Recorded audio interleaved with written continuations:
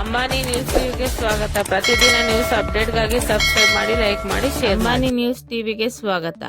ದ್ವಿಚಕ್ರ ವಾಹನದಲ್ಲಿ ನಿಂತಿದ್ದವರಿಗೆ ಕಾರು ಡಿಕ್ಕಿ, ಒಬ್ಬ ಸಾವು, ಮತ್ತೊಬ್ಬರಿಗೆ ಗಾಯ.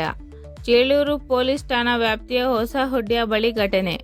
ನಿಂತಿದ್ದ ದ್ವಿಚಕ್ರ ವಾಹನಕ್ಕೆ ಕಾರು ಡಿಕ್ಕಿ ಹೊಡೆದು ಒಬ್ಬರು ಮೃತಪಟ್ಟಿದ್ದಾರೆ, ಮತ್ತೊಬ್ಬರಿಗೆ ಗಾಯಗಳಾಗಿರುವ ಘಟನೆ ಚಿಕ್ಕಬಳ್ಳಾಪುರ ಜಿಲ್ಲೆಯ ಚೇಳೂರು ಪೊಲೀಸ್ ಠಾಣಾ ವ್ಯಾಪ್ತಿಯ ಹೊಸಹುಡ್ಯ ಉಪ್ಪಕುಟ್ಟಪಲ್ಲಿ ಗ್ರಾಮದಲ್ಲಿ ನಡೆದಿದೆ.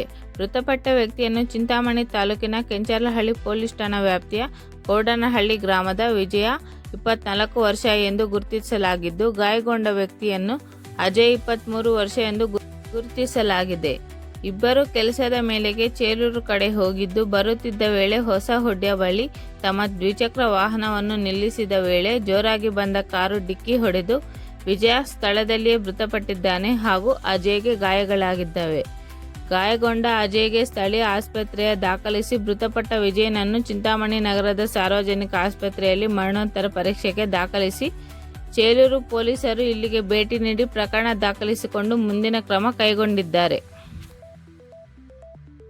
ವಿನೋದ್ ಅಂತ, ನಮ್ಮದು ಗೌನಹಳ್ಳಿ, ಕೆಂಚನಹಳ್ಳಿ ಪಕ್ಕ ಗೌನಹಳ್ಳಿ ಅಂತ ನಮ್ಮದು. ನನ್ನ ತಮ್ಮ ಚೇಳೂರಿಗೆ ಆಚೆ ಇನ್ನು ಎಲ್ಲೋ ಯಾರ್ತಿರೋಗಿದ್ರು, ಮನೆಗೆ ಹೋಗಿದ್ದ. ಬರುವಾಗ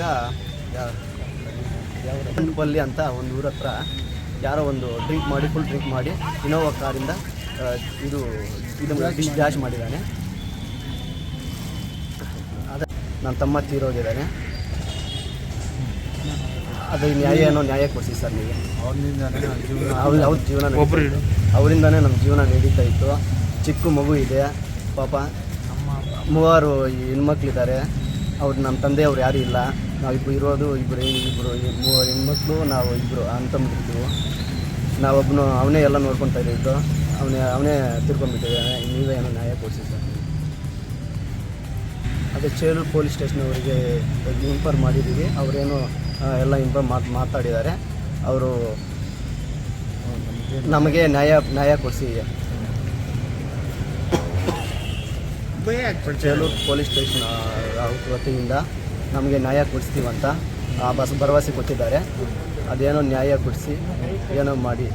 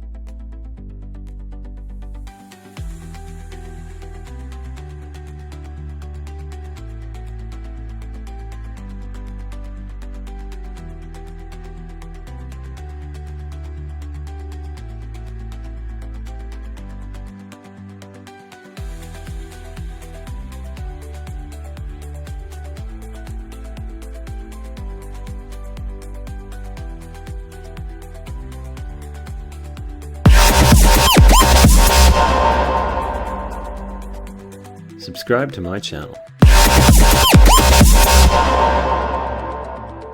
Subscribe to my channel.